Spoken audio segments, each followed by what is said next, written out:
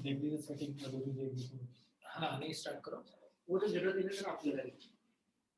बस कहीं क्यों नहीं आ रही? स्पॉटलाइट ऑन करना बाकी सर अभी। Good evening sir.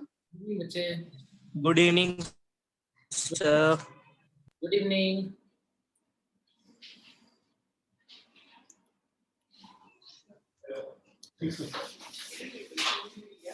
ठीक है।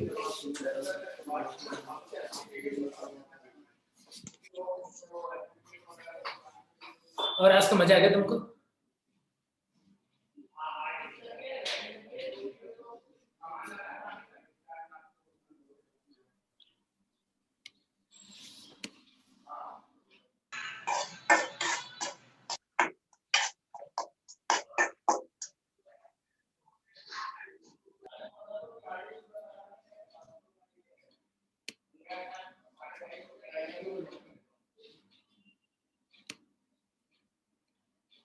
Good evening sir.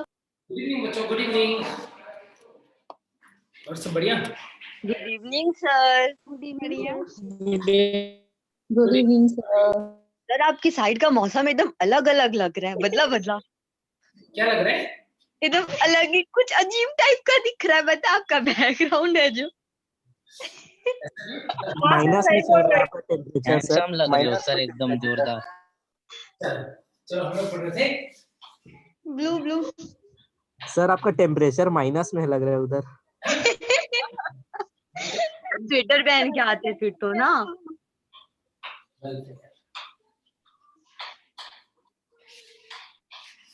मुझे भी ठंड के बारे में टेम्परेचर माइनस में लग रहा है। ऐसा लग रहा है कोई किलो से बनता है। सर जी आज बहुत अच्छा लग रहा है बोर्ड, इसलिए ऐसे ही ना पढ़ाया करो, ऐसे ही में बहुत अच्छा लग रहा है। सर आज ग्रीन नहीं दिख रहा है बोर्ड, वही तो कुछ ना अलग ही टाइप का दिख रहा है, स्लेटी कलर। हाँ थोड़ा सा अलग कलर लग रहा है मुझे। मेरा कलर भी अलग सर लग रहा है। हर दिन इसमें कुछ ना कुछ चेंज होता है क्या? क्या क्या? आज फिल्टर लग गया सर। फिल्टर लग गया क्या? सर पता है सिर्फ आपकी क्लास में बस ना वो चेक करके देखते हैं कि कैसे लग रहा है, बाकी क्लास में चेक नहीं करते। ओके चलो हाँ सही बात है। पिछली क्लास में भी तो ऐसे ही होगा। Yes sir. Experimenting class. ठीक है। आज तुम्हारी फर्स्ट क्लास जो है वो उसमें तुम्हें मजा आ गया? तुम लोगों ने एंजॉय कर लिया होगा उस टाइम पे? सर आप गुड बात मॉर्निंग कर रहे थे सर। क्या? Good evening sir. Good morning sir. Good morning. Good morning. Good morning. ठीक है चलो आगे बढ़ते हैं। लास्ट लेक्चर में हम लोगों ने एंटीबायोटिक्स तक पढ़ लिया था सर आज हम पढ़ते हैं बायोएक्टिव एजेंट्स, जैविक सक्रिय अणु, बायोएक्टिव मॉलिक्यूल्स और एजेंट्स। अभी तो हुआ।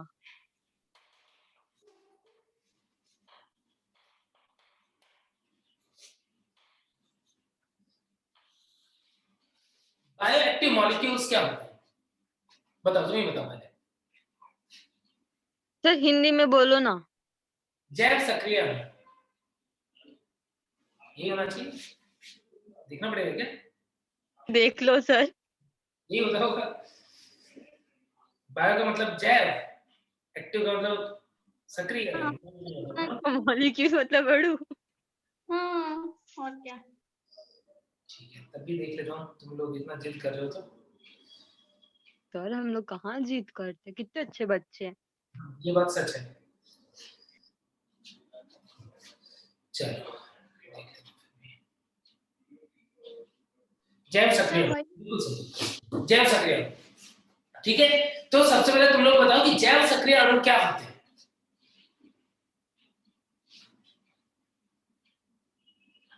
जैव सक्रिय अणु क्या होते हैं? सर थोड़ा सा हिंट दो ना।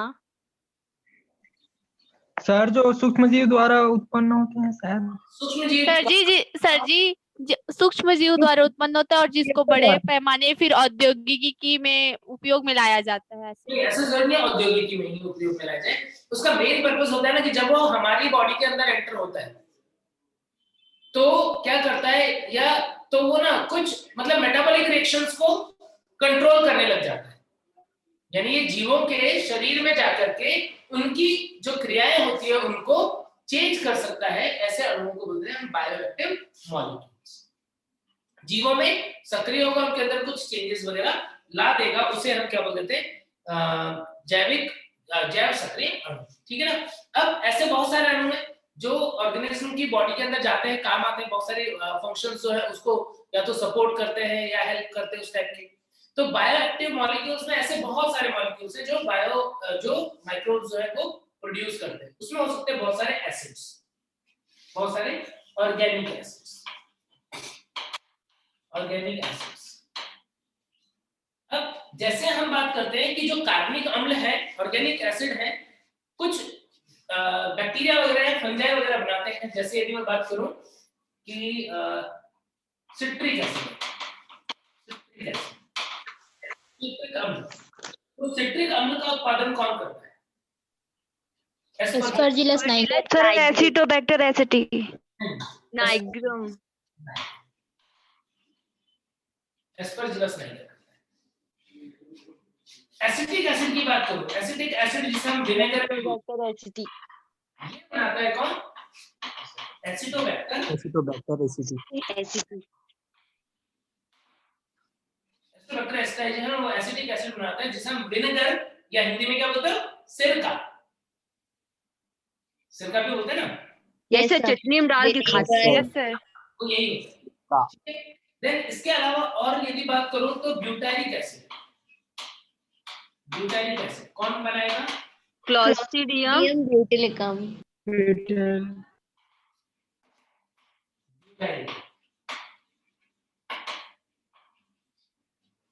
और लैक्टिक एसिड की बात करें, लैक्टिक एसिड बेसिलस वगैरह, Lactobacillus. यस ये बना देता है लैक्टोबैसिलस।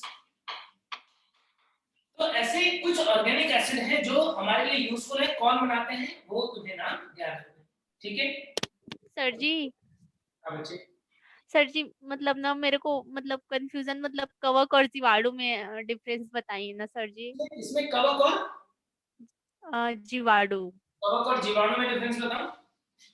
यदि मेरा हाथ जो है ना वो इसमें से बाहर निकल पाता ना तो मैं तुम्हें कान पकड़ के और मैं 2 चाट लगाता था। तुमको आज ये क्वेश्चन जब पूरी तुम रामायण पढ़ चुके हो फिर उसके बाद बोलते हो कि ना राम कौन है और सीता कौन है। सेम है ना सर जी। अरे बच्चे सेम कैसे है? हमने जो किंगडम मोनेरा पढ़ा था, हाँ जीवाणु है। हमने क्या पढ़ा था? बैक्टीरिया के बारे में। बैक्टीरिया, हाँ जीवाणुओं के बारे में तो पढ़ा था। Yes sir.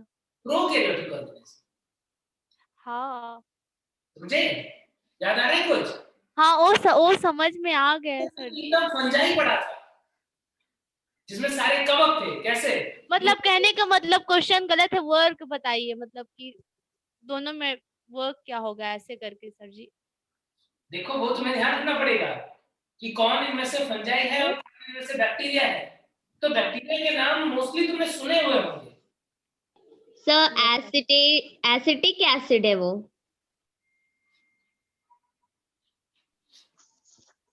हाँ एसिटिक एसिड। सर वो नाम से पता चलता है ना बैक्टीरिया है कि फंगाई है क्या है। हाँ वही पूछ रही हूँ। सारे नाम। एस्परजिलस नहीं पढ़ा हुआ है क्या?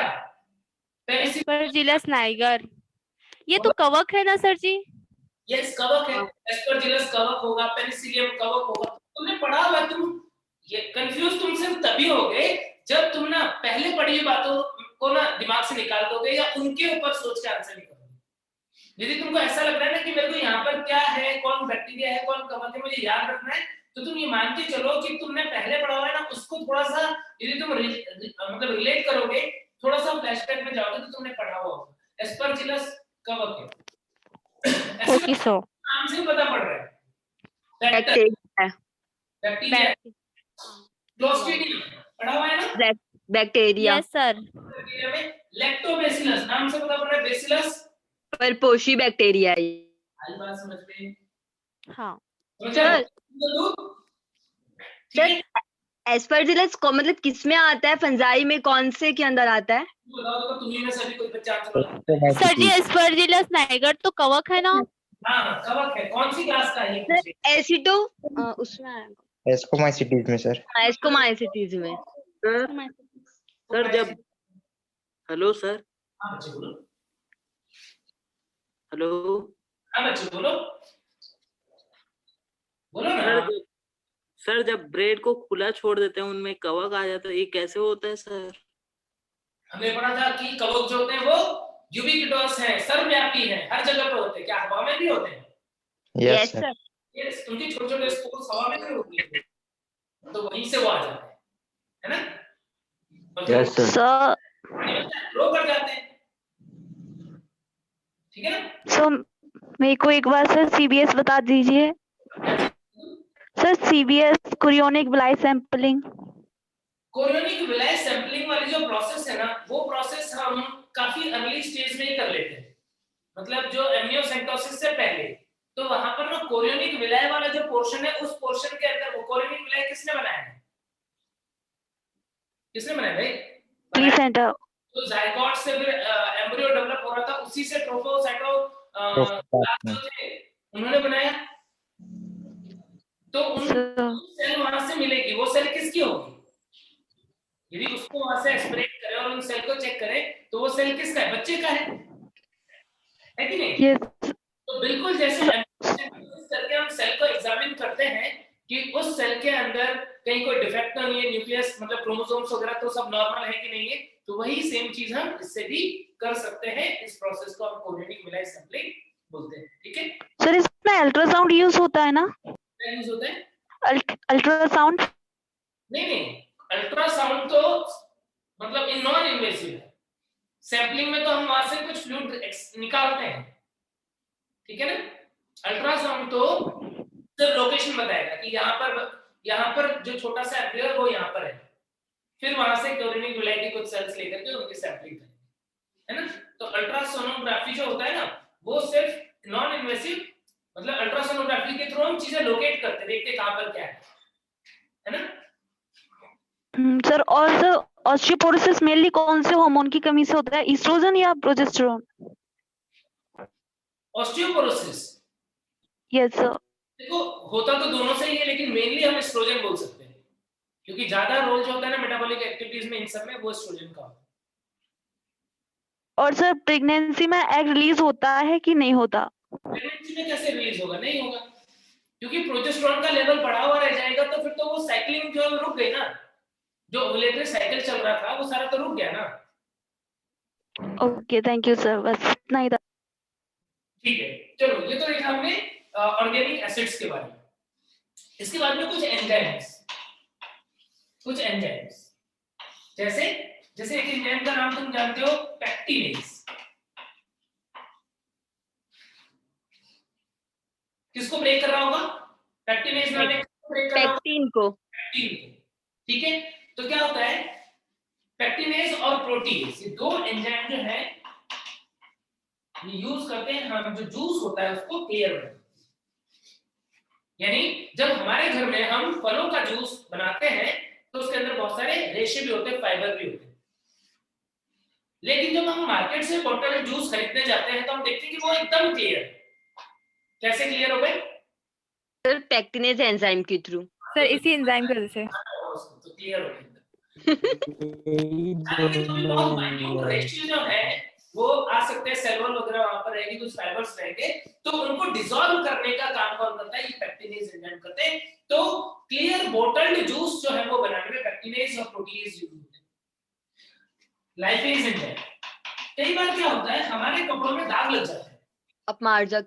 अचार का दाग लग गया, अपमार्जक या फिर धुलाई या कोई प्रोटीन जैसी चीज है उसका दाग लग गया, जल्दी छूट नहीं रहा है, तो उसमें क्या होता है, कुछ ऐसे डिटर्जेंट आते हैं जिनके अंदर ये एंजाइम्स मिले हुए होते हैं। लाइपेज है, प्रोटीनेज है, प्रोटीएज है, ये एंजाइम मिले हुए होते हैं, तभी तो महंगे आते हैं। एक नॉर्मल जो टाइड बार है, टाइड जो सर्फ है वो थोड़ा सस्ता आता है, और सर्फ एक्सेल अच्छी क्वालिटी का लेने जाते हैं महंगा आता है। आगे क्या है डिफरेंस? सर घड़ी सबसे सस्ती आती है। 10 रुपया सर। सबसे सस्ती आती है, देखो वेरी गुड बच्चे, घड़ी से कपड़े धोते हो तुम। सर हम लोग बेचते हैं ना, इसलिए पता है। बेचते हो तुम लोग? अरे वाह, ठीक है। तो ये जो मतलब डिटर्जेंट है, इनके अंदर क्या होता है, कई बार हम यूज करते हैं लाइपेज एंजाइम या प्रोटीएज एंजाइम। क्यों? क्योंकि यदि कपड़ों पे लिपिड का दाग लग गया, तेल का दाग लग गया, छूट नहीं रहा है, तो ये एंजाइम क्या करेगा, उसको डिग्रेड कर देगा। हम क्या करते हैं, कपड़े को सर्फ में थोड़ी देर डुबो के रखते हैं, एंजाइमेटिक एक्टिविटीज होती है वो उसको ब्रेक कर देता है। याद करो तुमने देखा भी होगा ऐसा एडवर्टाइजमेंट जहाँ पे कपड़े को रखा हुआ है, उसके ऊपर दाग है, कुछ कुछ मॉलिक्यूल आके टकरा रहे हैं उससे और दाग छूट जाए। एंजाइम्स बायोएक्टिव एलिमेंट्स है जिनको हम यूज करते हैं किसके लिए, ह्यूमन वेलफेयर के लिए। ठीक है, तो इस तरीके से कुछ एंजाइम्स जो है वो भी यूज होते हैं। और कुछ बायोएक्टिव एजेंट्स के लिए हम बात करें, मॉलिक्यूल्स के लिए हम बात करें, तो इसके अंदर एक बहुत इंपॉर्टेंट चीज है स्टैटिन्स। स्टैटिन्स क्या होते हैं? कोलेस्ट्रॉल सर, कोलेस्ट्रॉल हटाएगा। कोलेस्टेरॉल लोअरिंग एजेंट किससे मिलता है? मोनेस्कस परप्यूरियस। मोनेस्कस परप्यूरियस जो है ये एक फंजाई है, एक ईस्ट है।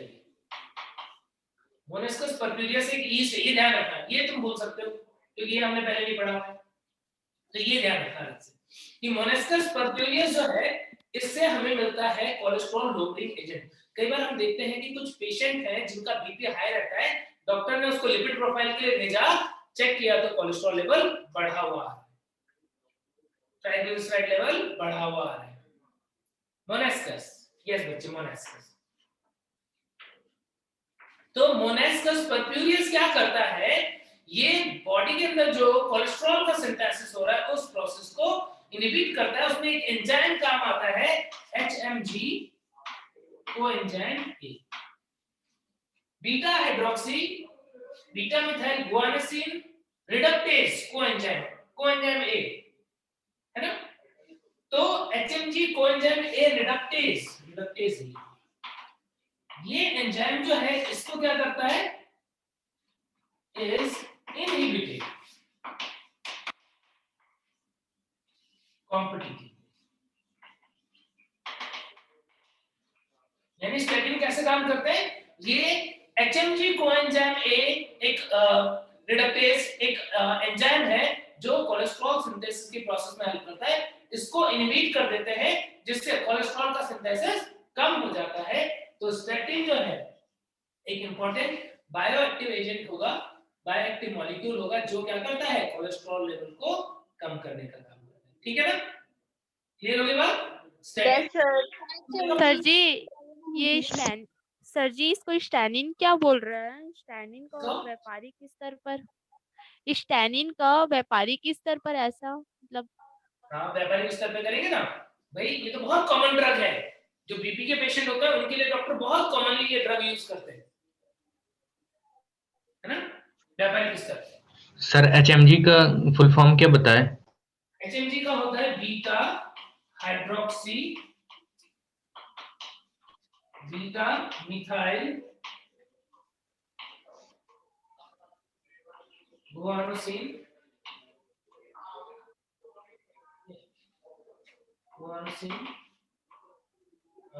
कोएंजाइम ए रिडक्टेज, ये ना।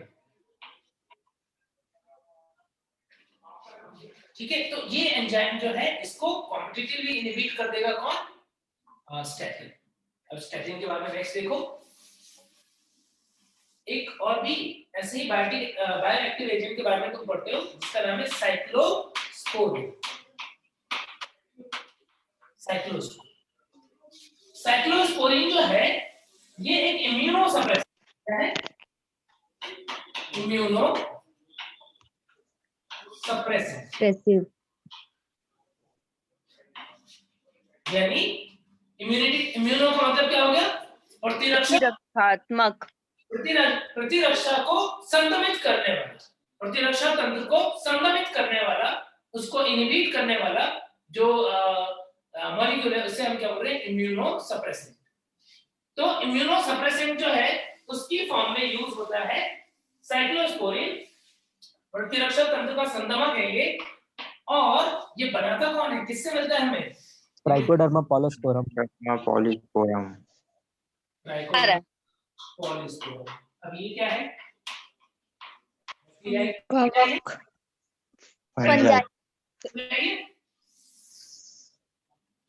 बोलो फंजाई। फंजाई पढ़ा है तुमने ट्राइकोडर्मा के बारे में? ड्यूटेरोमाइसीस का मेंबर? Yes sir. तो ट्राइकोडर्मा पॉलीस्पोरम जो होता है यस सर। वो कवक से मिलने वाला एक ऐसा पदार्थ है जो इम्यूनिटी को कम करता है। कैसे कैसी बीमारियों में यूज करोगे?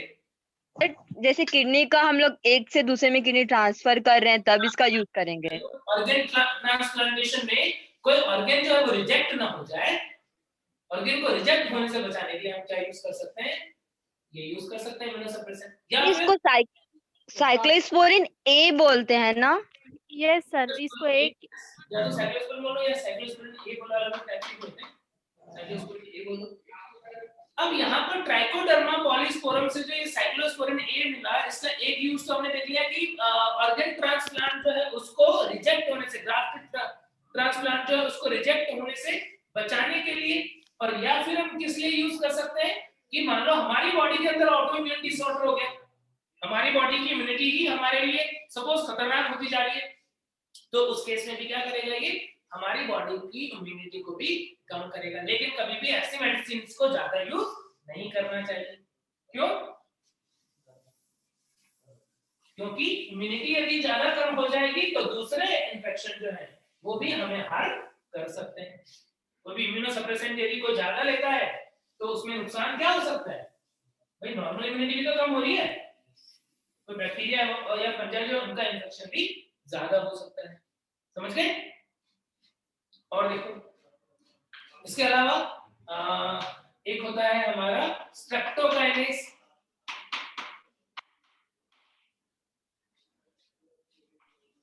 सर जी, हाँ, जो साइक्लोस्पोरिन ए है वो आप बोले थे कि इम्यूनो सप्रेसिव मतलब प्रतिरक्षक प्रतिरोधक ना? प्रतिरक्षा तंत्र को संदमित करता है। सर जी, तो ये मतलब क्या बताएं कैसे टाइप की किडनी को लगाते टाइम क्या एग्जांपल्स वन टाइम और बताएं किस टाइप में यूज किया जाएगा इसको? जैसे हमने ग्राफ्टिंग की, मान लो एक पर्सन है उसको किसी दूसरे आदमी का किडनी ग्राफ्ट किया है, तो किडनी ट्रांसप्लांट किया है, ग्राफ्ट किया है, तो क्या हो सकता है कि जिसको ग्राफ्ट किया उसकी बॉडी में क्या रही, तो बाहर से किसी दूसरे का ऑर्गन आ गया है। हमारी बॉडी के अंदर जब भी कोई फॉरेन एंटीजन आता है या फॉरेन पार्टिकल आता है तो हमारी बॉडी क्या करती है? रिएक्ट करती है, उसको भगाने की कोशिश करती है, उसे मारने की कोशिश करती है।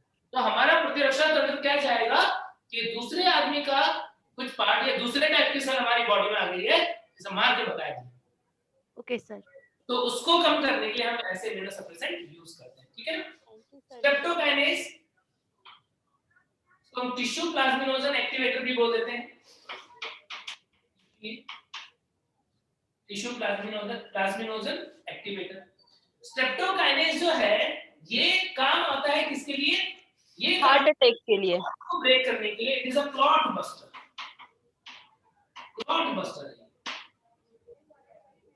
क्लॉट बस्टर की कहां जरूरत पड़ जाएगी?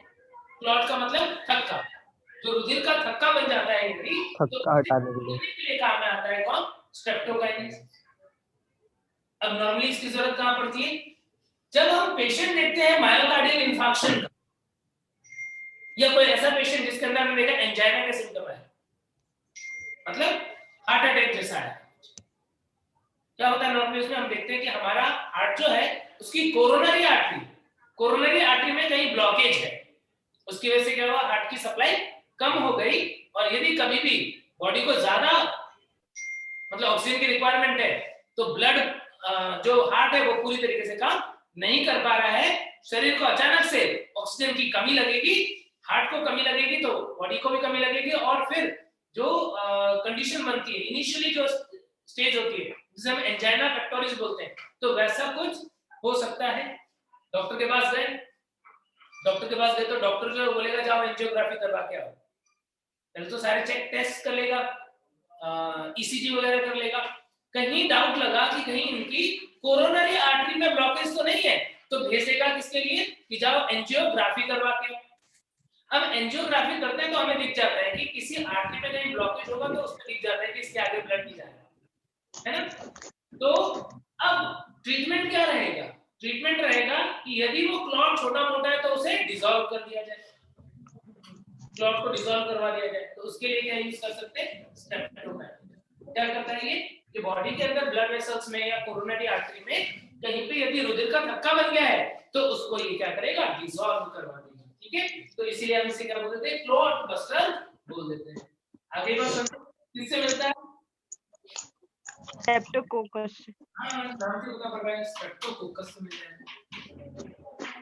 सर सर ईसीजी में क्या देखते हैं, मतलब मोस्टली इसमें ईसीजी के टाइम हार्ट की एक्टिविटी देखते हैं कि हमारे हार्ट के अंदर जो करंट फ्लो हो रहा है सर, वो इससे फ्लो हो रहा है कि नहीं, उसमें कहाँ पर दिक्कत आ रही है? सर जो वेव्स बनते हैं पी क्यू आर एस, ये सब ईसीजी के पार्ट्स है ना?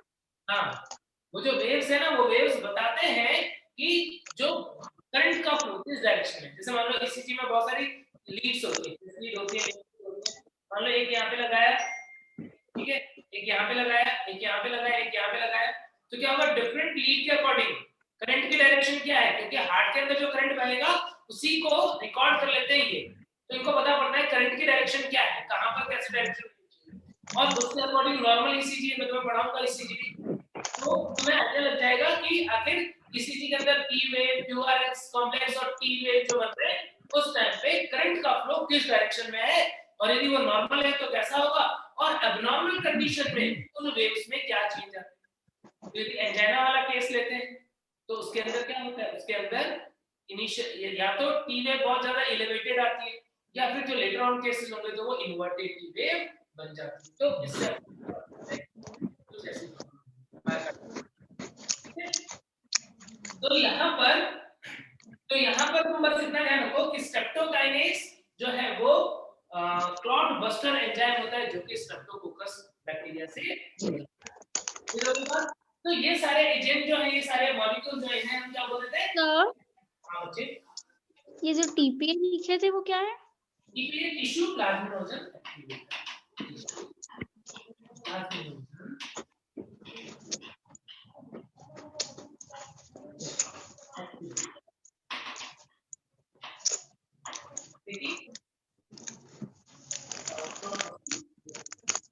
सर माइक ऑफ करने बोलो ना। माइक ऑफ करो, ये कौन चिप्स खा रहा है क्लास में माइक के पास में ले जाके? लालच दिलाने के लिए खा रहा है सर माइक के पास। घर भी पार्सल कर दे भाई चिप्स वाला। मारो उसको जो खा रहा है। ये एंजाइम्स के बारे में, ऑर्गेनिक एसिड के बारे में। अब मैं तुम्हें बताता हूँ नेक्स्ट टॉपिक, सीवेज ट्रीटमेंट का। सीवेज ट्रीटमेंट क्या बोलते हैं, बाधित मल उपचार। बाधित मल उपचार सर जी सुनिए ने जो आप बताए कि स्ट्रेप्टोकाइनेज में मतलब ब्लड थक्का जम जाएगा तो उसको फिर क्लॉट बूस्टर जो आप बताए फिर उस थक्का को मतलब कि तोड़ दे। हाँ, तो सर जी कैसे करेगा उसको? ऑक्सीजन हेलो, ये तो एंजाइम है ना बच्चे, स्ट्रेप्टोकाइनेज एक तरीके से एंजाइमेटिक हाँ। एक्टिविटी कर रहा है, तो वो वहां पर जाकर के पूरी बॉडी, हमने तो इंजेक्शन लगा दिया, अब वो बॉडी के अंदर जाएगा तो जहां पर भी क्लॉट होगा उसको क्या कर देगा, डिसॉल्व कर देगा। ठीक है ना? नॉर्मली डॉक्टर जो है वो क्लॉट को डिसॉल्व करने के लिए ये यूज करते हैं, और ब्लड को थोड़ा पतला बनाने के लिए एस्पिरिन यूज करते हैं, एस्पिरिन भी यूज किया जाता है ना? ठीक है, चलो अब देखो सीवेज ट्रीटमेंट प्लान। सबसे पहले मुझे बताओ कि सीवेज या वाहित मल जो है वो क्या होता है? जो हमारे घरों से निकलता है पूरा कूड़ा। हाँ सर, वॉशरूम से, पूरा किचन वगैरह से। वेस्ट मटेरियल जो है वो निकल रहा है, नाली में बहता जा रहा है, वही तो क्या है, वही है सीवेज। अब सीवेज ट्रीटमेंट प्लांट की क्या जरूरत है? अब तुम सोचो कि जो घरों में से गंदा पानी निकला, जो नाली में पानी बह रहा है, ये पानी कहाँ जाता है? सर नदी वगैरह में। नदी में चला जाता है। समुद्र में। वेरी गुड बच्चे, पहले नदी में पहुंचा देते। क्या हुआ कि तुम लोगों को लग रहा है कि ये जो अपने घरों में से गंदा पानी निकला, ये नाली बनाई, फिर एक छोटी नालियां मिलकर बड़ी नाली बन गई, फिर वो पानी जो है वो बहते जा रहा है, कहाँ तक जाएगा? वो नदी में जाएगा। अब नदी में जैसे जैसे पानी जाता जाएगा, क्या वो नदी प्रदूषित होती जाएगी कि नहीं, पॉल्यूट होती जाएगी कि नहीं? हो जाएगी। यस सर, होगी। और ये समस्या दिनों दिन बहुत भयानक बढ़ने लगी। गंगा यमुना जैसी पवित्र नदियां जो है वो बहुत ज्यादा पॉल्यूट होने लग गई। गवर्नमेंट का ध्यान गया इस तरफ कि भाई ये तो बहुत गड़बड़ हो रहा है, नदियां जो है वो भयानक प्रदूषित होती जा रही है, दुनिया भर का सारा कचरा जो है वो नदियों में ही आ रहा है। तो ये बात तो सही नहीं है, इससे तो नदी में जो मतलब जीव जंतु रहते हैं वो सारे मरते जाएंगे और ये नदियां जो है वो प्रदूषित होती जाएंगी। तो इसका तो कुछ इलाज करना पड़ेगा।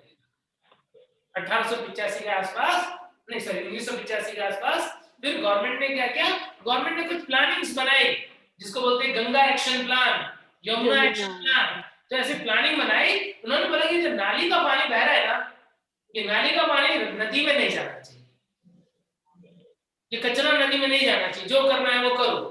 तो क्या किया, फिर ये जो सीवेज ट्रीटमेंट प्लांट है वो बनाए हर बड़ी सिटी के अंदर, या जो भी रिवर के अंदर पानी जो छोड़ रहे हैं प्रदूषित, उन सब जगहों पे सिटीज के अंदर ऐसे सीवेज ट्रीटमेंट प्लांट बनाए गए हैं। अब क्या होता है, अब वो नाली का पानी जो है वो नदी में नहीं जाता, पहले जाता है एक ट्रीटमेंट प्लांट के अंदर, जिसे हम क्या बोल रहे हैं, सीवेज ट्रीटमेंट प्लांट, वाहित मल उपचार संयंत्र। ठीक है, तो वहां पर जाता है और वहां पर उस पानी में से कचरों को छाना जाता है। अब तुम सोचोगे कि सर कचरा छान लेंगे तो क्या होगा, पन्नी नहीं जाएगी नाली में, नदी में कोई कूड़ा करकट है वो नहीं जाएगा, लेकिन जो कीटाणु है, जो ऑर्गेनिक मटेरियल उसके अंदर घुला हुआ है, वो तो सब जाएगा। उनको भी अलग करना है, उनको भी अलग करो, और जब पानी क्लीन हो जाए उस क्लीन पानी को यूज करना है तो रिसाइकिल कर लो, नहीं यूज करना है तो नदी में छोड़ो, कोई दिक्कत नहीं। तो सीवेज ट्रीटमेंट प्लांट वो प्लांट है जहां पर क्या होता है, जो सीवेज है, वायु मल है, जो कि नालियों में पानी बह रहा है, उसको फिल्टर करके साफ पानी को नदी में छोड़ दिया जाता है या रीयूजेबल बना लिया जाता है। सर तो भी तो कितना पॉल्यूशन है ही वाटर में। कौन सा वाटर? सर रहता ही है, अपने इंडिया का वाटर देखोगे ना तो काला काला, और फॉरेन्स वगैरह को देखोगे तो एकदम ब्लू ब्लू दिखता है। सर मैंने देखा है। नाली का पानी, प्लांट से राखड़ वाखड़ भी छोड़ दिए जाते हैं ना सर। समुद्र देख लो, नदी देख लो, फिर भी गंदा ही रहता है। हाँ, नहीं गंदे तो रहते हैं, लेकिन फिर भी यदि हम रिसेंटली बात करें तो सुधार तो आया है, सुधार तो आया, अदरवाइज अभी तक तो बहुत ही बुरी हालत हो गई। ठीक है, तो और भी जरूरत है, यदि तुम्हें लगता है कि अभी भी पॉल्यूटेड है रिवर या पानी अभी भी गंदा है, तो फिर कहीं ना कहीं अभी भी जरूरत है कि उसे और क्लीन किया जाए। ठीक है ना, यानी सीवेज ट्रीटमेंट को पूरी तरीके से यूज करना है, हर जगह पर बनाने जरूरी है। अब होता कैसे वो देखो, सीवेज के अंदर जो वाहित मल है उसके अंदर क्या क्या कचरा होता है पहले वो बताओ। ये लड़की जो अभी चिप्स खा रही थी, चिप्स खाएगी फिर बाहर जाएगी, पैकेट या तो घर के आसपास पैकेट नाली में फेंकेगी, रोड में, रोड में, रोड पे ही वो लड़की खा रही थी सर, लड़का नहीं खा रहा था। रोड पे कोई आदमी जा रहा है वो देखेगा, अरे रोड पे कचरा फेंका हुआ है, किसी ने बोतल फेंकी हुई, बोतल उठाएगा नाली में, फुटबॉल खेलेंगे सर। यस सर, पैर से मार मार के। उसकी चप्पल टूट गई, चप्पल टूट गई, आप इस टूटे चप्पल का क्या करो, फेंक देता हूं यहीं पे। उसने देखा आसपास नाली दिख रही है, क्या उठाया चप्पल नाली में, सारा चीज नाली में। प्लास्टिक का बॉटल खाना खाते हो और कुछ सब्जी उब्जी बची रह गई है, कुछ ऐसा हो गया, अब इसका क्या करे, कोई यूज नहीं, नाली में। अच्छा ही सही बोल रहे हैं। सही बात। तो वेरी गुड बच्चे। आजकल कचड़े वाले आते हैं सर, गाड़ी वाला कचरा। सर जी सारी चीजें जो, सर जी सारी चीजें जो वेस्टेज है उस सब नाली में हम डाल देते हैं।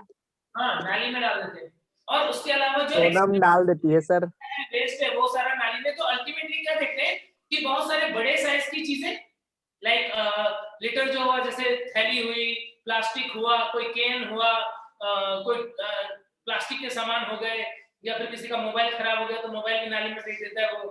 ठीक है, तो इस तरीके से हम ऐसी चीजें नाली में फेंक देते हैं। दूसरा क्या होता है, जो ह्यूमन एक्सक्रीटा है या अदर एनिमल का एक्सक्रीटा है वो भी नाली में जा रहा है, खाने पीने की चीजें नाली जा रही है, वो डिकम्पोज हो रही है वहां। तो उस वजह से क्या होता है, उसके अंदर बहुत सारे बैक्टीरिया ग्रो करते हैं, होता है कि नहीं भाई, कार्बनिक पदार्थ ज्यादा होगा, खूब सारे बैक्टीरिया वहां पे ग्रो करेंगे, उन्हें खाने के लिए मिल रहा है।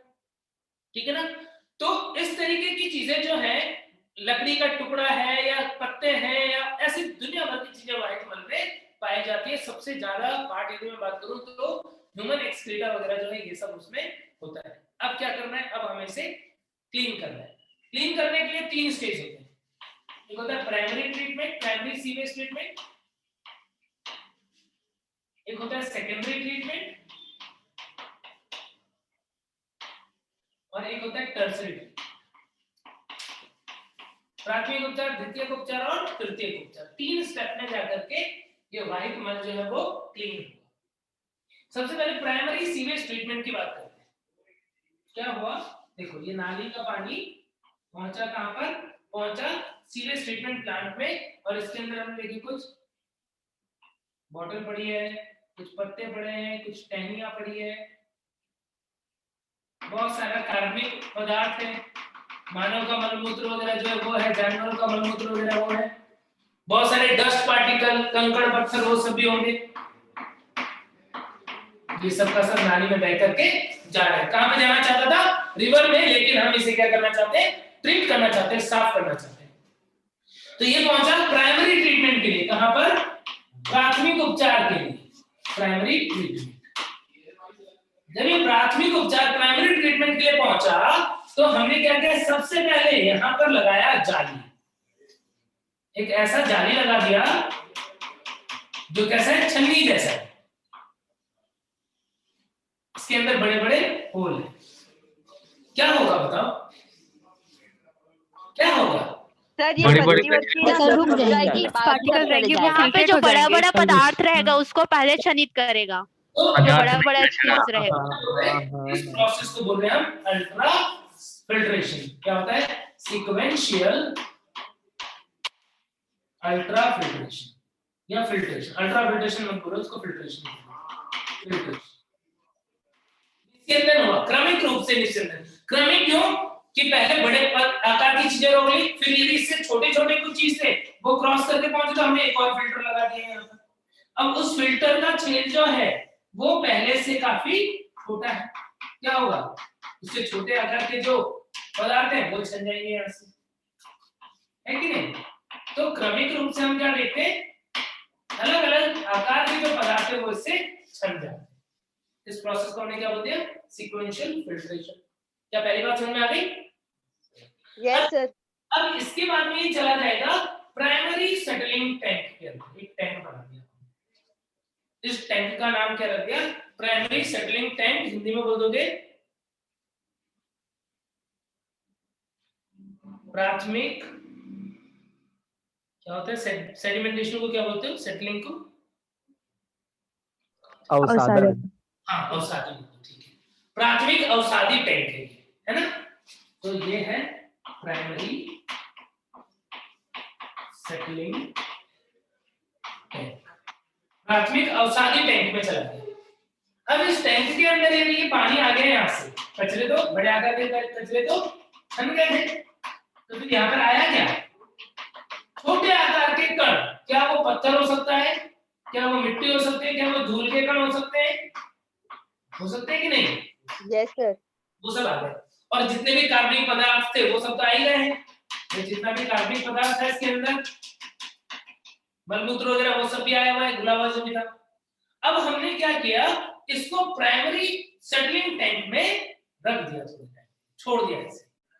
यानी पहले तो हमने क्या किया, प्राइमरी ट्रीटमेंट में सीक्वेंशियल फिल्ट्रेशन, क्रमिक रूप से उसको निस्यंदन किया, छाना, और उसके बाद में हमने क्या किया, अवसादन किया, सेडिमेंटेशन, अवसादन कर देंगे तो क्या होगा, टाइम के साथ साथ जो भारी पदार्थ हैं वो क्या होने लग जाएंगे, यहाँ से नीचे बैठ जाएंगे, नीचे बैठेंगे। यानी जो कंकड़, मिट्टी, पत्थर, इनके कण थे वो सारे के सारे नीचे बैठने लग गए। तो नीचे क्या होगा, नीचे बन जाएगा एक स्लज। क्या बन जाएगा, स्लज, जिसको हम बोल देंगे primary sludge, primary sludge, primary sludge बन गया, प्राथमिक अपंक बन गए। ठीक है,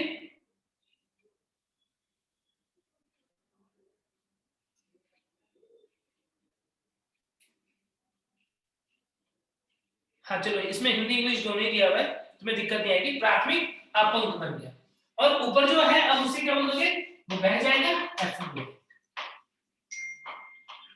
ठीक है, अपने एनसाइड में हिंदी इंग्लिश दोनों दिया हुआ है, तुम्हें दिक्कत नहीं आएगी। अब तो प्राइमरी स्लज और एफ्लुएंट, क्या इतनी बात समझ में आ गई सबको? यही है प्राइमरी ट्रीटमेंट। प्राइमरी ट्रीटमेंट हो गया। सर जी सुनिए ना, प्राइमरी ट्रीटमेंट जो है वो क्या हुआ, छाना और छाना है यानी निशंदन हुआ और अवसादन हुआ है, तो इस ट्रीटमेंट को हम क्या बोल देते हैं, प्राइमरी फिजिकल ट्रीटमेंट भी बोलते हैं क्या? Yes sir. फिजिकली हमने इसको छाना है और उसको अवसादन किया है, इसलिए इसको हम प्राइमरी ट्रीटमेंट बोल देते हैं। अब ये पहुंचेगा कहां पर, अब ये पहुंचेगा सेकेंडरी ट्रीटमेंट के लिए, द्वितीयक उपचार के लिए। अब द्वितीयक उपचार में क्या होगा देखो, अब यहां से प्राइमरी स्लज को यहीं छोड़ देंगे और बाकी को ले लेंगे हम किसके अंदर, फॉर सेकेंडरी ट्रीटमेंट, द्वितीयक उपचार के लिए। अब द्वितीयक उपचार में क्या करते हैं, ध्यान देना। सेकेंडरी ट्रीटमेंट टैंक जो होता है उसके अंदर क्या होता है, सबसे पहले ये जो ऊपर पानी आया, अब इस गंदे पानी में क्या क्या है, कूड़ा करकट निकल गया है, मिट्टी पत्थर बैठ गए, क्या है इसके अंदर, इसके अंदर बहुत सारा कार्बनिक पदार्थ और बहुत सारा बैक्टीरिया वगैरह है, एरोबिक बैक्टीरिया और कवक वगैरह है। हम चाहते हैं कि इसके ऊपर अच्छे से ये बैक्टीरिया जो है वो क्या करे, एक्टिविटी करे और जितना भी कार्बनिक पदार्थ है उन्हें खा के पचा के खत्म कर दे, ऑक्सीडाइज कर दे। बहुत सारा कार्बन है तो CO2 की फॉर्म में बाहर निकाल दे ऑर्गेनिक कंपाउंड, वो चाहते हैं। क्या कर लेना चाहिए, क्या इसको ऑक्सीजन की जरूरत पड़ेगी? Yes sir. ऑक्सीजन की उपस्थिति में हमने क्या किया, इसके अंदर ऐड कर दिया थोड़ा सा फ्लॉक्स। फ्लॉक्स क्या है, वायवीय कवक और जीवाणु, एरोबिक बैक्टीरिया और बैक्टीरिया एंड फंजाई। जैसे दही को जमाने के लिए, याद है लास्ट लेक्चर में पढ़ा था, दही को जमाने के लिए इनोकुलम की जरूरत पड़ती है जिसमें बहुत सारे बैक्टीरिया होते हैं, बिल्कुल वैसे ही यहाँ पर हम चाहते हैं कि ये इस कार्बनिक पदार्थ जो भी इसके अंदर अशुद्धि है उन्हें खत्म कर दे। तो उसके लिए हमने क्या किया, उसके लिए हमने इसके अंदर कुछ बैक्टीरिया जीवाणु डाल दिए। अभी इनिशियली मैंने क्या देखा, इसके अंदर ये जो यहाँ से इफ्लुएंट आया है, इस इफ्लुएंट के अंदर ऑक्सीजन की मात्रा कम है, जीवाणु बहुत सारे हैं, कार्बनिक पदार्थ बहुत सारे। यदि वो कार्बनिक पदार्थ जीवाणु को खत्म करना चाहता है उसको, तो क्या करना पड़ेगा, उससे बहुत ज्यादा मात्रा में ऑक्सीजन की आवश्यकता होगी। और कार्बनिक पदार्थों को ब्रेक करने के लिए जो ऑक्सीजन की बहुत ज्यादा अमाउंट में रिक्वायरमेंट होती है उसे हम क्या बोल देते हैं, उसे हम बीओडी, बायोकेमिकल ऑक्सीजन सर। यानी इस एफ्लुएंट का बीओडी क्या है, बहुत हाई है। अभी जो ये यहाँ पर पानी आया है इसका बीओडी क्या है, बहुत ही ज्यादा हाई है। ये पानी इधर से आया तो अभी इसका बीओडी बहुत ही ज्यादा हाई है। अब ऑक्सीजन मिलती जाएगी इन बैक्टीरिया को, फंजाई को, क्या होंगे, मल्टीप्लाई करेंगे, बहुत ज्यादा ग्रो करेंगे और कार्बनिक पदार्थों को खाते जाएंगे, खुद का नंबर बढ़ता जाएगा, ऑर्गेनिक पदार्थ खत्म होते जाएंगे। जो ह्यूमन एक्सक्रीटा के अंदर नाली के अंदर जो मानव मल जो बह रहा था और जो बहुत सारा मान लो सपोज एनिमल का है या अदर जो ऑर्गेनिक मटेरियल थे वो बह रहे थे, उन्हें बैक्टीरिया ने क्या किया, फंजाई ने क्या किया, उन्हें खा लिया, उन्हें डाइजेस्ट कर दिया, उन्हें CO2 में कन्वर्ट कर दिया। तो ऐसे करके उन्होंने धीरे धीरे क्या किया, ऑर्गेनिक सब्सटेंस उनकी मात्रा को क्या कर दिया, कम कर दिया। होगा कि नहीं सर? कम हो जाएगी तो उन्हें बचाने के लिए ऑक्सीजन की रिक्वायरमेंट, उन्हें डिकम्पोज करने के लिए ऑक्सीजन की रिक्वायरमेंट भी क्या हो जाएगी, कम हो जाएगी। यानी हम क्या देख रहे हैं, आया था तो बीओडी बहुत ज्यादा था, हमने उसे ऑक्सीजन दे दिया ताकि ये खूब अच्छे से उसे ईट कर पाए, जो भी कार्बन पदार्थ उन्हें खा पाए। अल्टीमेटली कार्बनिक पदार्थों की मात्रा कम हो गई और इसका बीओडी भी कम हो गया। आई बात समझ में? सर इसमें तो पहले ही एरोबिक बैक्टीरिया रहता है, तो फिर और क्यों मिलाते हैं? हमने और इसलिए मिला दिया ताकि और भी ज्यादा ऐसे बैक्टीरिया जो इन चीजों को के ऊपर ग्रो कर पाए उनकी मात्रा आ जाए। और साथ में ऑक्सीजन भी बहुत सारा दे दिया ताकि वो मल्टीप्लाई करके 2 से 4, 4 से 8, 8 से 16 और 32 से एक्सपोनेंशियली ग्रो करें और धीरे धीरे क्या हो जाए इसके अंदर कार्बनिक पदार्थों की मात्रा कम हो जाए। सर एक बार फिर से बीओडी बताइए ना। यस सर, एक बार बीओडी अच्छे से और बताइए ना। केमिकल ऑक्सीजन डिमांड होता है कि किसी भी पानी के अंदर जो कार्बनिक पदार्थ हैं उन्हें नष्ट करने के लिए जो जीवाणु या कवक उसके अंदर है उन्हें कितनी ऑक्सीजन की आवश्यकता है। It is amount of oxygen required by the microbes which are growing in water to decompose or destroy the organic material. और वो हम कुछ पर यूनिट टाइम जो है वो मेजर कर लेते हैं कि इतने टाइम में कितने ऑक्सीजन की रिक्वायरमेंट हुई है तो उससे हमको बीओडी का अंदाजा लग जाता है। बीओडी का हाई होना मतलब ऑक्सीजन की अमाउंट ज्यादा बनाना, पॉल्यूशन बहुत ज्यादा ही पॉल्यूटेड है। बीओडी हाई का मतलब पॉल्यूशन बहुत ज्यादा है, बीओडी कम हो रहा है इसका मतलब पॉल्यूशन क्या हो रहा है, कम हो रहा है। समझ गए ना? क्या बात क्लियर है बच्चों? सर बीओडी मतलब ज्यादा होगा, मतलब हमको ऑक्सीजन की मतलब क्वांटिटी बहुत ज्यादा लेनी पड़ेगी ना? देनी पड़ेगी। यस, ऑक्सीजन कम है उनके पास, रिक्वायरमेंट ज्यादा है। हाँ सर जी, मतलब एरोबिक के रूप में जो हम लोग डाल रहे हैं बैक्टीरिया, वो मतलब लाभदायक होगा ना? क्योंकि मतलब नहीं ऐसा कुछ नहीं है। लाभदायक किसके लिए? भाई हमें थोड़ी कुछ करना है, हमें तो सिर्फ इसको ब्रेक करवाना है। मतलब हमें पर्टिकुलरली कोई बेनिफिट नहीं है इससे, मतलब हम नहीं चाह रहे कि ये तो हमें भी इनडायरेक्टली बेनिफिट है, लेकिन लाभदायक का मतलब ये मत सोचो कि लाभदायक मतलब हमारे लिए कुछ स्पेशल नहीं। ऐसे बैक्टीरिया चाहे वो कोई भी हो, ऐसे फंजाई जो कोई भी हो, एक्सजेड कोई भी हो, लेकिन वो ऑक्सीजन की उपस्थिति में ज्यादा से ज्यादा वृद्धि कर पाए, यहाँ पे कार्बनिक पदार्थों को नष्ट कर पाए, ऐसी कोई भी बैक्टीरिया और फंजाई हम यूज कर सकते हैं। सर जी मैं एक क्वेश्चन और कर रही हूँ ना प्लीज। तो ये जो एरोबिक के रूप में जो हम लोग बैक्टीरिया डाले वो तो बच जाएगा ना? क्या हो जाएगा? बचा रहेगा, क्योंकि उसको तो ब्रेक कर देगा लेकिन खुद तो बचा रहेगा ना उसमें। बचा रहेगा। बचा क्या रहेगा? बढ़ जाएगा। जितना हमने तो तो 10 एनारोबिक डालेंगे ना, तो सर फिर वो इसमें तो नुकसानदायक नहीं एनारोबिक होगा लेकिन, है ना सर जी? अभी खत्म नहीं हुआ ना बच्चे, अभी सेकेंडरी ट्रीटमेंट खत्म थोड़ी हुआ। अब तो हमने पानी के अंदर कार्बनिक पदार्थों को ब्रेक किया है। Okay thank you sir. तो अभी हम आगे बढ़ेंगे ना, अभी तो सेकेंडरी ट्रीटमेंट खत्म नहीं हुआ है, अभी तो हमने बैक्टीरिया के थ्रू ट्रीटमेंट करवाया है। इसीलिए इसे हम सेकेंड को क्या बोल सकते हैं? इसको फिजिकल बोल सकते हैं, इसको बायोलॉजिकल बोल सकते हैं। Secondary treatment is biological treatment. क्यों? क्योंकि इसके अंदर अभी हमने क्या यूज किया है? इसके अंदर हमने बैक्टीरिया यूज किया। अब क्या किया? जब हमने देखा कि इसका बीओडी बहुत कम हो गया, तब तक इसके अंदर ये बैक्टीरिया फंजाई जो है वो बहुत सारे ही ग्रो कर चुके थे। अब क्या किया? अब इसको लेकर गए दूसरे सेकेंडरी टैंक। अब इस टैंक का नाम क्या है? इस टैंक का नाम है सेकेंडरी सेटलिंग।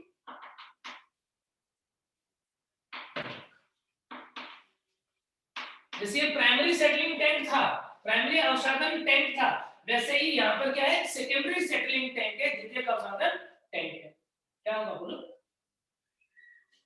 क्या होगा? ये यहाँ पर आकर के हमसे रोक देंगे, स्थिर कर देंगे एकदम। अब स्थिर कर देंगे तो क्या होगा? जो बैक्टीरिया और कवकों का झुंड बहुत सारा बढ़ गया था, वो धीरे धीरे धीरे धीरे क्या होता जाएगा? नीचे बैठता जाएगा। होगा कि नहीं? Yes sir. तो यहाँ पर क्या हुआ? यहाँ पर जो बैक्टीरिया फंजाई थे वो सारे यहाँ पर नीचे बैठने लग गए और पानी जो है वो ऊपर आ गया।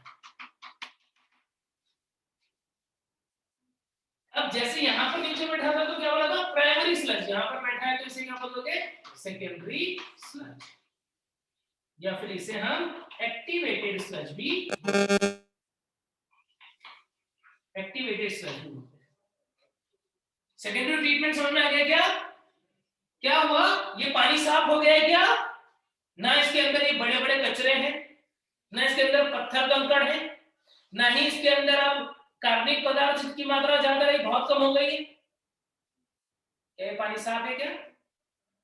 सर बैक्टीरिया तो है ना अभी भी, लेकिन बैक्टीरिया है अभी। कौन सा बैक्टीरिया है? Aerobic bacteria. तो एनारोबिक डाल देंगे उसके लिए? नहीं, अरे बच्चे जो एरोबिक बैक्टीरिया थे वो तो नीचे बैठ गया ना, देखो ना। हाँ यहाँ पर तो नहीं, कम है, कम है।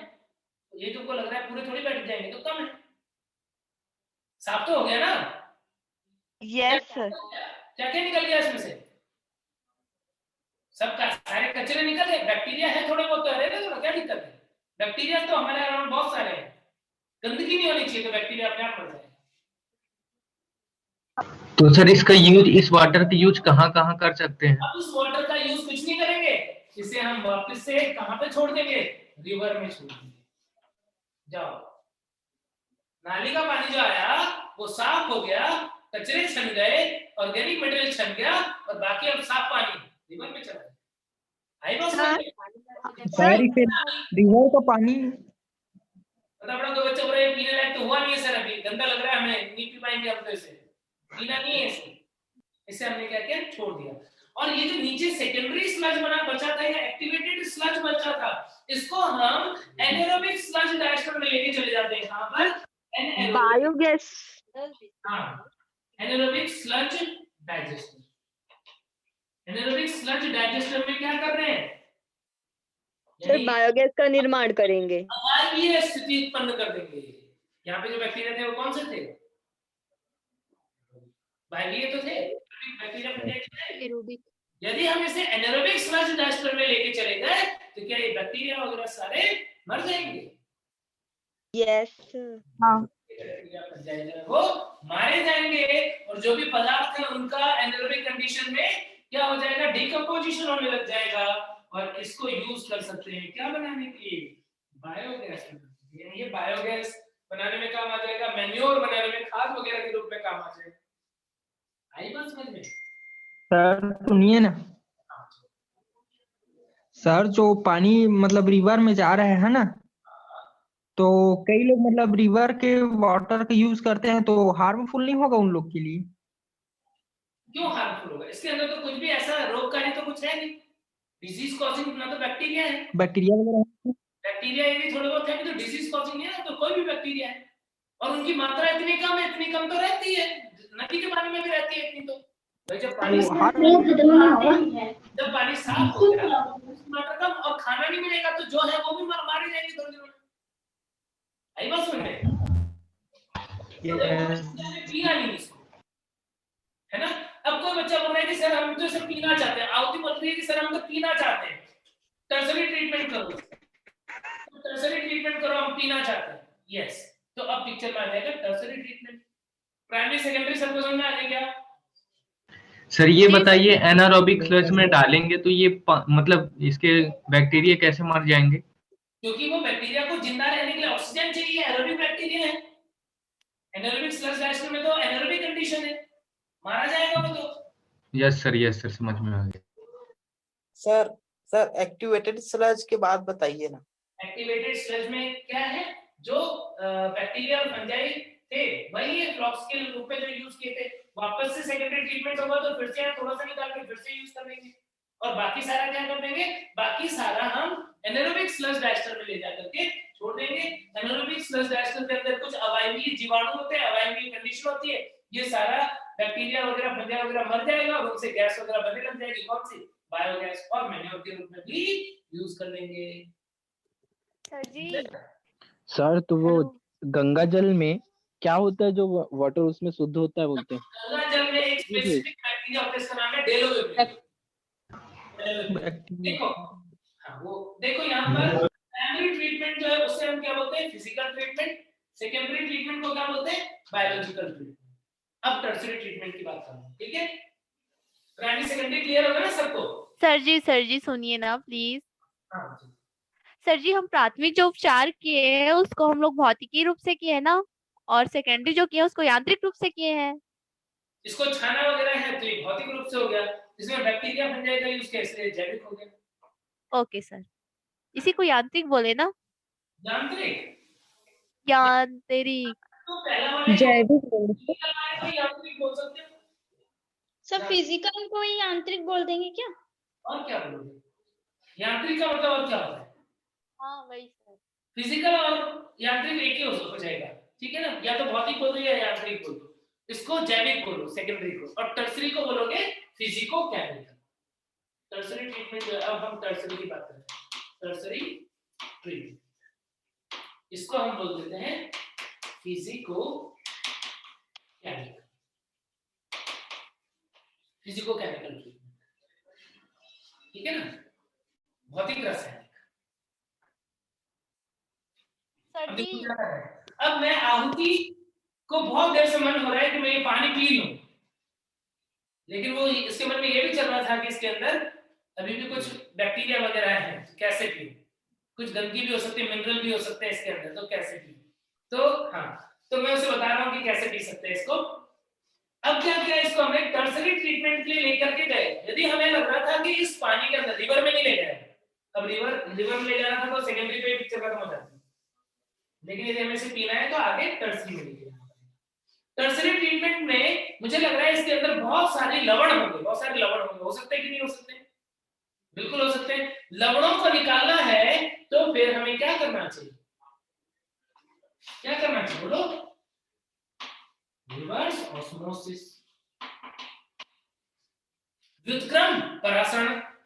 व्युत्क्रम परासरण या रिवर्स ऑस्मोसिस क्या होता है कि यदि एक साइड कंसंट्रेशन ज्यादा है, हमारे नलों में जो होता है, हमारे घर पे नल में जो पानी आता है वो मोस्टली कैसा होता है, उसके अंदर सॉल्ट की कंसंट्रेशन ज्यादा होती है। जो हमारे नल में या हैंडपंप से जो पानी आ रहा है उसमें हम क्या देखते हैं कई बार कि सॉल्ट की कंसंट्रेशन ज्यादा है, क्लोराइड वगैरह ज्यादा है, ऐसा होता है कई बार। कुछ बच्चे बोले सर हमारे यहाँ तो ये छोटी मोटी चीजें ज्यादा नहीं होती, हमारे यहाँ तो यूरेनियम भी ज्यादा होता है। सर हमारे में तो चूना होता है। चूना होता है, तो यस ऐसी चीजें। तो यदि वो ज्यादा है तो फिर क्या हमें नुकसान करेगा, ये हमें क्या करना होगा, इसे छानना होगा, इसकी कंसंट्रेशन कम करनी होगी। यानी यहां से हमें ट्रांसफर करना है जहां पर हमारे पास क्या हो, प्योर वाटर हो या कंसंट्रेशन जो है वो काफी कम हो। यानी पानी को अपनी हाई कंसंट्रेशन से लो कंसंट्रेशन पे भेजना है। नॉर्मली तो क्या होता है, वाटर ऑस्मोसिस में low concentration to high concentration जाता है, उल्टा भेजना है। क्या करना होगा, घर पे जो आरओ सिस्टम है स्विच ऑन करते हैं, वो मशीन के अंदर प्रेशर बिल्डअप होता है, उसमें एक आरओ फिल्टर होता है, वहां से वो जबरदस्ती पानी को धक्का दे दे करके क्या करता है, पानी को बाहर निकाल देता है। यानी पानी को किस तरफ कर देता है, जो नल, जिस नल में से हम पानी लेने वाले उसमें, और जो मिनरल सॉल्ट है वो दूसरे एक छोटे टिप से बाहर निकलता है। होता है ऐसा। तो रिवर्स ऑस्मोसिस के द्वारा हमने क्या किया, हमने इसके अंदर से जो सॉल्ट थे, जो लवण थे, वो बाहर निकाल लिए। ठीक है, उसमें बैक्टीरियोलॉजिकल फिल्टर्स वगैरह भी लगे होते हैं। उसके अलावा और क्या कर सकते हैं, बैक्टीरिया को मारने के लिए भी बहुत सारे तरकीब हैं। जैसे यूवी रेज को यूज करना, अल्ट्रावायलेट रेज होते हैं आजकल आते हैं ना, यूवी आरओ जो है उसमें यूवी लगा हुआ होता है, जो पानी के अंदर जो बैक्टीरिया होते हैं, स्पोर्स होते हैं, उन सबको मार देते हैं। तो यूवी रेज यूज कर सकते हो। ठीक है, और भी कुछ क्लोरीन वगैरह भी यूज करते हैं क्लीन करने के लिए, क्लोरीन हुआ, ओजोन हुआ। तो ऐसे सब डिफरेंट केमिकल और फिजिकल फैक्टर्स को यूज करके हम वाटर को क्लीन कर लेते हैं और पीने लायक बना लेते हैं। यानी अब आहुति पानी पी सकती है। ठीक है, आहुति पानी पी के आ जा। ठीक है, समझ गया ना किस तरीके से। तो यहाँ पर हमने क्या यूज किया, हमने यहाँ पर फिजिकल मेथड भी यूज किया और कुछ केमिकल वगैरह भी यूज किए, इसलिए इसको क्या बोलते हैं, फिजिको केमिकल। तो यदि उसे रिसाइकल करना है, उस पानी को पीने के बनाना है, तो फिर हम टर्सरी ट्रीटमेंट भी। सर जी मुझे ना समझ में नहीं आ रहा है, यहाँ पे मतलब लो कंसंट्रेशन की ओर भेजेंगे वाटर को बोल रहे हैं, तो उसमें क्या होगा बताइए ना। भाई नॉर्मली क्या होता है, कोई भी चीज जहाँ पे ज्यादा होती है वहां से कम की तरफ जाती है। अपने आप से यदि जाने की बात करें तो कोई चीज जहाँ पे ज्यादा होगी वहां से कम की तरफ जाएगी। अरे बच्चे, एक क्लास के अंदर 100 बच्चे भरे हुए और दूसरे उसके बाहर एक क्लास या गैलरी वो खाली है, तो टेंडेंसी क्या रहेगी, धक्का मुक्की की वजह से कुछ बच्चे बाहर निकलेंगे। नॉर्मल टेंडेंसी तो यही रहेगी ना। यानी कोई चीज जहां पर ज्यादा होती है वहां से कम की तरफ भागने की टेंडेंसी होती है। नहीं समझ रहे हो क्या? अरे बच्चे, डीओ की बोतल ले लो, डिओड्रेंट होता है ना, तो डिओड्रेंट ये सब क्या होता है, हमने तो देखा नहीं कभी। ठीक है, तो डिओड्रेंट होता है ना, तो डिओड्रेंट के अंदर क्या होता है, उसके अंदर बहुत सारे छोटे छोटे डीओ के मॉलिक्यूल्स हैं। जैसे ही प्रेस करते हैं भागता है। क्यों भागता है बाहर? उल्टा हवा अंदर क्यों नहीं आ जाती है? क्यों होता है? इसलिए होता है क्योंकि जिधर कंसंट्रेशन ज्यादा है, कोई चीज इधर ज्यादा है उधर से, कोई चीज इधर कम है उधर जाएगी। यहाँ पर क्या हो रहा है, यहाँ पर पानी जो है वो इस साइड में कम है, इस साइड में ज्यादा है, फिर भी पानी को इधर भेजना है।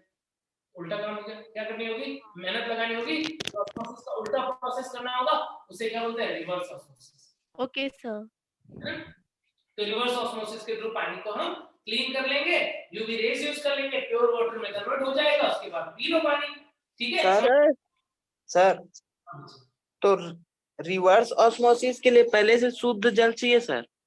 नहीं, यदि नहीं भी होगा तो प्रेशर से तो निकल ही जाएगा ना पानी। यहाँ पे जीरो वाटर होता तो भी क्या होता, प्रेशर की वजह से कुछ पानी तो निकलता ही ना। सर ये वाला प्रोसेस ना केमिस्ट्री में बहुत अच्छे से दिया है।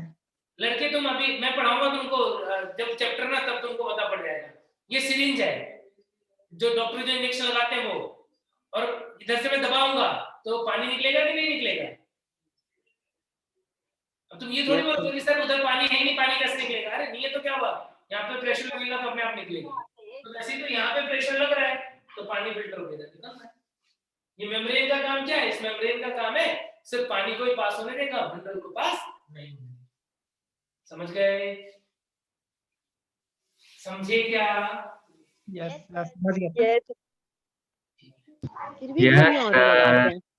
बाकी ये जो ट्रांसपोर्ट कैसे होता है, रिवर्स ऑस्मोसिस, ये हम ट्रांसपोर्ट इन प्लांट चैप्टर पढ़ेंगे ना, तब मैं डिटेल में डिस्कस होगा, टाइम लेकर के, तब तुम ये कंसेप्ट दोगे। सर ये तो प्योर रहता है फिर भी घर में आरओ लगाते हैं क्या? पानी इतना फिल्टरेटेड आता है फिर भी घर में आरओ लगा के पीते हैं। अच्छा, तो ये तो बहुत ही अच्छी बात है। कहाँ से लाते हैं इतना साफ पानी? सर अभी तो आप बताए इतना सारा प्रोसेस से जाता है फिर भी। ओके चलो कोई नहीं, अच्छी बात है, तब भी फिल्टर करके पिया करो, है ना। फिर एक बार वो क्लीन हो जाता है तो फिर से उसको आरओ में घुमा दिया करो। सर आरओ ही नहीं है घर में। पंडरिया में सब लोग फिल्टर पानी पीते हैं। नहीं ऐसे मैं भी गाँव गया था तो मैं वो चापा कॉल होता है ना, हैंडपंप, तो उसी का पानी पीता था एकदम। हैंडपंप के आगे वो इतना बड़ा सा तो उसका मुंह होता है, लेकिन यहाँ से ऐसे दबाया आपने, यहाँ से थोड़ा पानी निकल रहा है, पी रहे, तो वैसा तो फिट रहते थे। उसमें सारे मिनरल्स हैं जितने दुनिया भर के, वो सारे हमारी बॉडी के अंदर जाते थे, जो आरओ छान देता है। लेकिन बाद में पता पड़ा उसमें यूरेनियम भी जाता है। हमारे में कैल्शियम कार्बोनेट रहता है बहुत। ठीक है चलो देखो आगे। अब नेक्स्ट पढ़ते हैं हम बायोगैस का। बायोगैस और गोबर gas.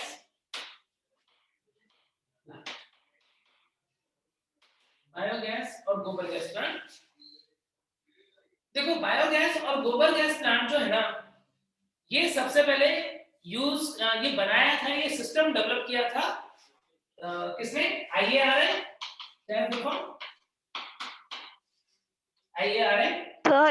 International agriculture research institute. International sir Indian है। इंटरनेशनल कि इंडियन? इंडियन है वो। नेशनल सर दिल्ली में है ये तो। हाँ इंडिया में इंटरनेशनल है ये। नहीं सर। हाँ तो Indian agricultural research institute IARA और KVIC खाद्य कमीशन है ना, KVIC, ये दो नाम ध्यान रखना। हमारे एनसीईआरटी में दिया हुआ है कि इनके एफर्ट से बायोगैस प्लांट या गोबर गैस प्लांट जो इसका कंसेप्ट आया। अभी ये बायोगैस प्लांट है या गोबर गैस प्लांट है, इसके अंदर कंसेप्ट क्या है और कैसे ये वर्क करता है उसकी बात करते हैं हम। नॉर्मली यदि हम बात करें गांव में, तो गांव में जो ईंधन है, फ्यूल है, उसका एक बहुत, हाँ बच्चे आरती दिल्ली में है, ये IARA पूसा रोड पे है। तो गांव में ईंधन का एक बहुत इंपॉर्टेंट और बहुत ही कॉमन सोर्स है क्या? कंडे। कंडे क्या होते जानते हो? कंडे या उपले बोलते हैं, उपले। Yes sir. Yes sir. तो वो एक बहुत ही कॉमन सोर्स है। बोलते लेकिन जब स्टडी किया जाता है तो पता पड़ा कि वो जो यूज कर रहे हैं ना, एक तो उसकी एफिशिएंसी कम है और ना, लेकिन वो पॉल्यूशन भी बहुत ज्यादा कर रहा है। उससे को आग जलाने में यदि यूज करते हैं कंडों को, तो उसको ऐसा फ्यूल यूज तो कर सकते हैं, लेकिन उसके अंदर क्या होता है, उसके अंदर पॉल्यूशन बहुत ज्यादा होता है। तो ये एक अच्छा तरीका नहीं है। गांव में गाय के गोबर की, गाय या भैंस की गोबर की अवेलेबिलिटी बहुत ज्यादा है। शहर में तो बायोगैस प्लांट नॉर्मली नहीं देखने को मिलता है, क्यों? सिटीज में तो लोग नॉर्मली बायोगैस, गाय नहीं है। ये रीजन है कि गांव में जो रॉ मटेरियल है जो बायोगैस या गोबर गैस प्लांट में यूज हो रहा है, तो उसकी अवेलेबिलिटी ज्यादा है। सिटीज के अंदर बायोगैस या गोबर गैस जो प्रोड्यूस कर रहे रॉ मटेरियल, जो काउ डंग है मेनली या बफेलो डंग है, जो गोबर है, तो उसकी अवेलेबिलिटी गांव में ज्यादा होती है। तो क्यों ना एक ऐसा तरीका निकाला जाए जिससे उससे ज्यादा एफिशिएंट वे में पॉल्यूशन भी ना हो और एज अ फ्यूल उसे यूज भी किया जा सके। तो ऐसा सिस्टम डेवलप किया जिसने IARI और KBIC ने मिलकर के, जिसे हम बोलते हैं बायोगैस प्लांट। अब ये बायोगैस प्लांट कैसा होता है, पहले स्ट्रक्चर की बात करते हैं, फिर इसके अंदर काम कैसे होता है उसकी बात। सर ये ना सी का बस बताइए ना, एक मतलब कमीशन, सी से क्या होगा? Commission, Khadi village industrial commission. जी ठीक है, लिख दीजिए ना। अब इसका देखते हैं हम कि इसके अंदर क्या करते हैं। जमीन में 10 से 15 फीट का एक ऐसा टैंक खोदा जाता है। कितना? 10 से 15 into 50 फीट। जमीन के अंदर एक गहरा खड्डा खोदा और सीमेंटेड वॉल कर दी, कंक्रीट सीमेंट से इसकी वॉल बनाई हुई। तो ऐसा एक टैंक जो है वो बना। इस टैंक के आसपास दो छोटे छोटे गड्ढे और बनाए जाते हैं या छोटा छोटा टैंक और बनाया जाता है। एक इनलेट के लिए, इनलेट चैम्बर है ये, और एक आउटलेट चैम्बर। मुझे लग रहा है इसे यूज करना पड़ेगा। ये आउटलेट चैम्बर है।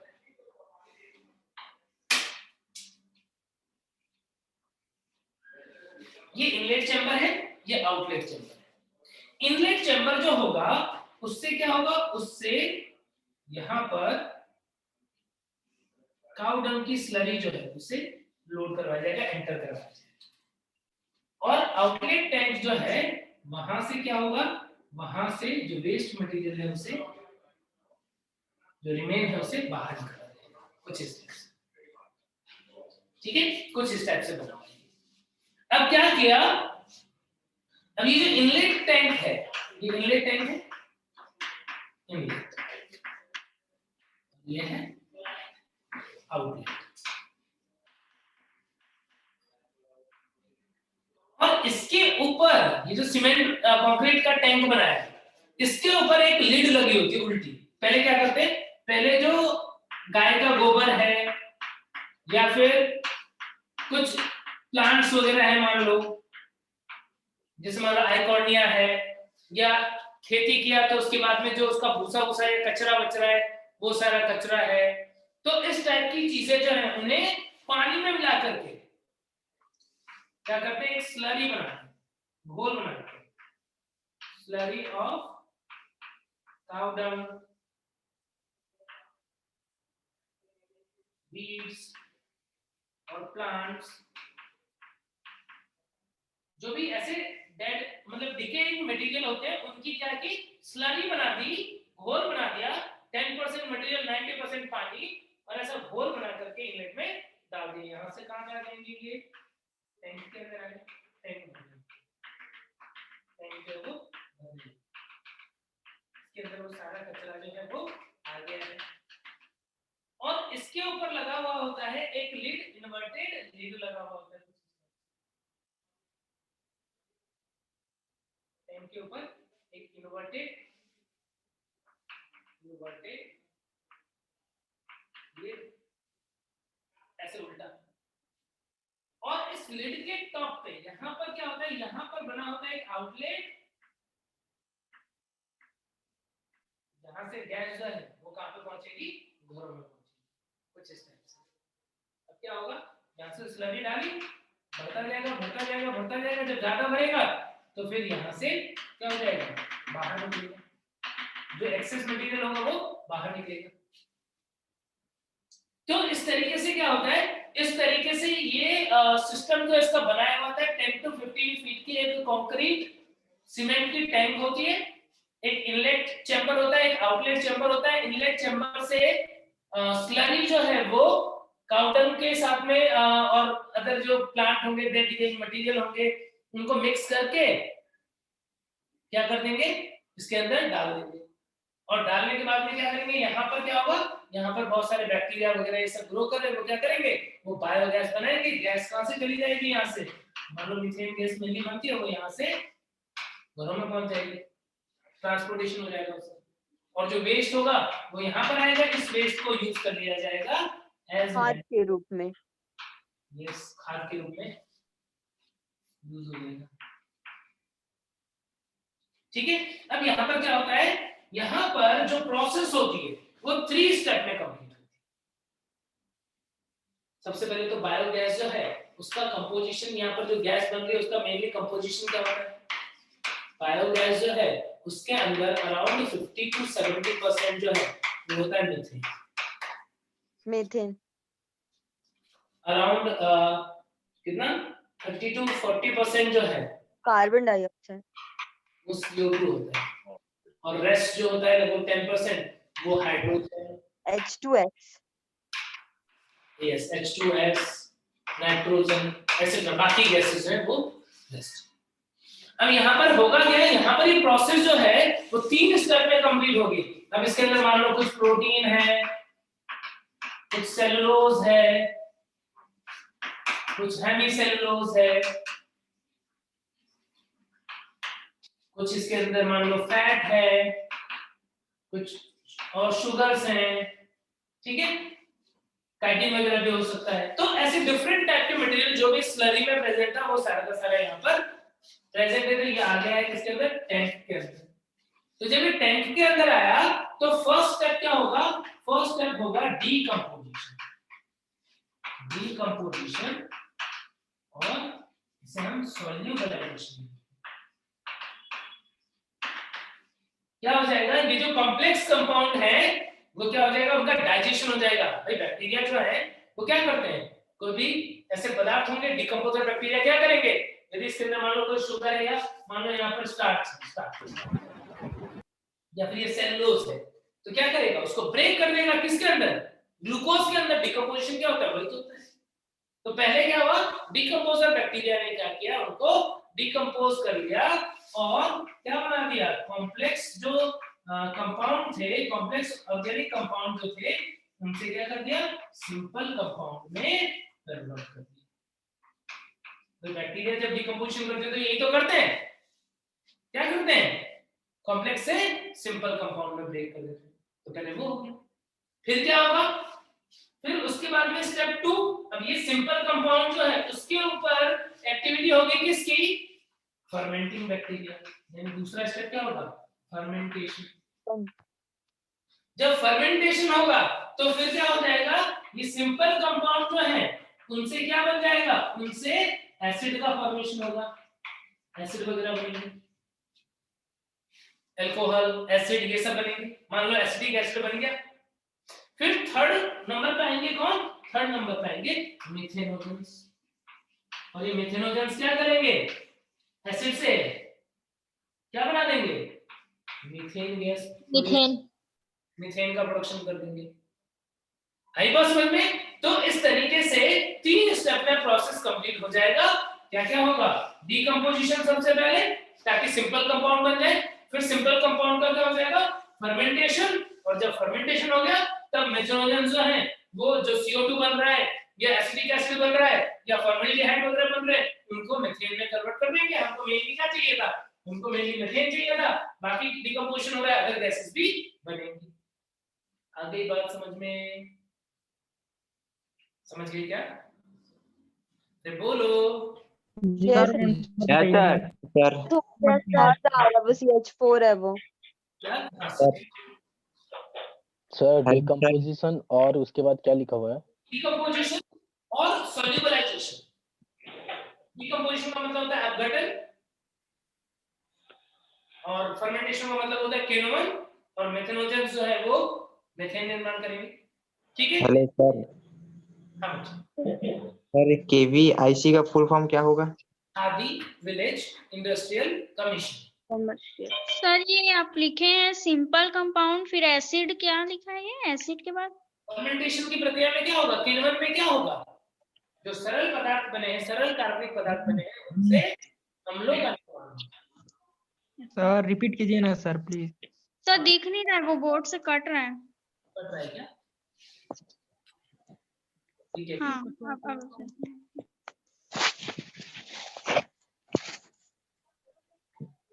तो पहले होगा डिकम्पोजिशन यानी अपघटन, जटिल कार्बनिक पदार्थ सरल कार्बनिक पदार्थ में कन्वर्ट होंगे, जो नॉर्मल डिकम्पोजर बैक्टीरिया का फंक्शन होता है।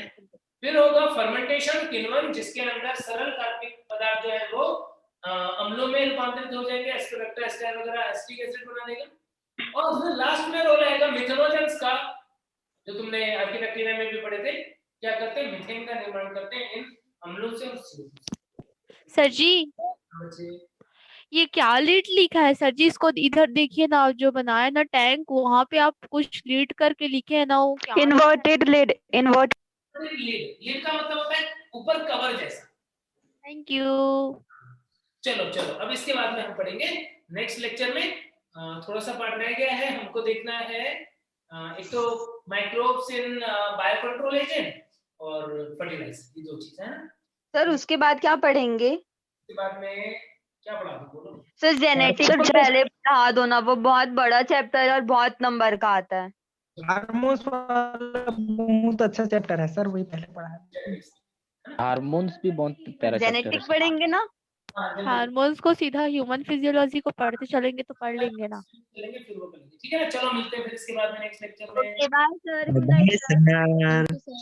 Okay sir, thank you, bye bye, good night sir. Good night. और ना सैनिटाइजर्स को सही से यूज करना good night sir. Good night.